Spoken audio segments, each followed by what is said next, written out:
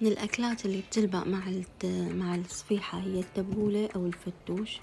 اللحم لازم نعمل معه سلطات لحتى ما يكون تقيل على المعدة. رح أعمل هون تبولة، حطيت برغل وحطيت فوقهم عصير ليمونة ونعناع وفلفل، رشة فلفل وملح وزيت زيتون. بخليهم هيك يبجبجوا مع بعضهم، يعني يغبوا البرغل كل هالمقادير، وبعدين بلش نضيف الخضار عليهم. الفتوش له تتبيلته الخاصة، هي خل وثوم ونعنع وملح وزيت زيتون. بنحطهم مع بعض وبنكتهم كمان فوق الخضار والخبز.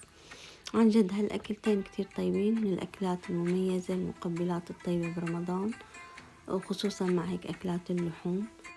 وبالنسبة للخبز اللي بضيفه أنا مع الفتوش، إنه تضيفوه محمص بتعطيكم طعم أطيب، أو أنا حطيت كمان قطع توست محمصة. وأنا ضفت على الفتوش كمان باذنجان صغير مقطع ومقلي، قليته وحطيته كمان مع الفتوش، بيعطيكم نكهة كتير طيبة.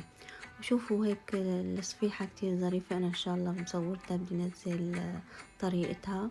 شوفوا هيك لما تحطوهم بالطنجرة بعد ما تشوون كتير بيعطوكم طراوة ظريفة، وهيك ولا أطيب مع دبس الرمان.